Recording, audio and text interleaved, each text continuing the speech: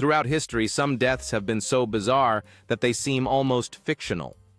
One such story features an ancient Roman emperor who met his end beneath a fallen chandelier which was said to have weighed a ton. In another peculiar tale, a Victorian-era gentleman's fate was sealed when a simple fishbone lodged itself in his throat during a lavish feast, highlighting the randomness of death.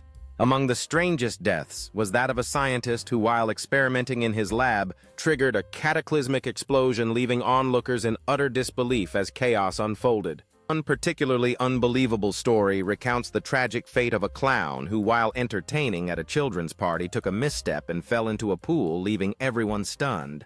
In history's annals, there exists a case of a condemned man who was so frightened by his own sentence that he fainted and died right before his execution, shocking all witnesses present.